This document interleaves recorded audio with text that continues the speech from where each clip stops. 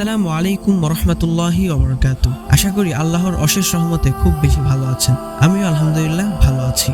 আজকের ভিডিওর বিষয় হচ্ছে 1xBet-এর প্রতারণা শিকারে হাজারো যুবক। বর্তমান সময়ে বেটিং সাইটগুলো এমনইভাবে প্রমোট হচ্ছে যে কেউ না চাইতেও সেটা সামনে চলে আসছে।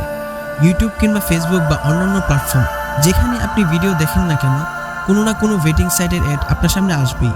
সুতরাং এখন কি আপনি ফেসবুক বা ইউটিউব ছেড়ে দিতে পারবেন?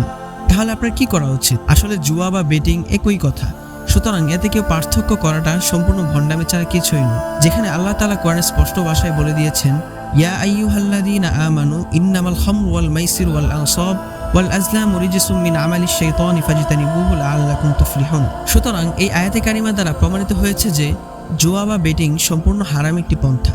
এতে আপনি সাময়িকভাবে টাকা পয়সার মালিক হলেও এটার স্থায়িত্ব বেশি দিন হয় না। আর সেটার প্রমাণ আমরা অনেক দেখেছি, হয়তোবা আপনিও সেটার প্রমাণ নিউজ বা পত্রিকায় দেখেছেন। সুতরাং এখানে মূল কথা হচ্ছে যে এই সময়ে বেটিং সাইটগুলো যেভাবে প্রমোট করছে ইউটিউব বা ফেসবুক, আর যেহেতু যুবকরা বেশিরভাগ সময় ইউটিউব বা ফেসবুকে তাদের সময়কে ব্যয় করছে, তাই তাদের উপর প্রভাবটা বেশি পড়ছে। আল্লাহ তাআলা আমাদের এই যুবক ভাইদেরকে এইসব সাইট থেকে মুক্ত থাকার তৌফিক দান করুন, আমিন।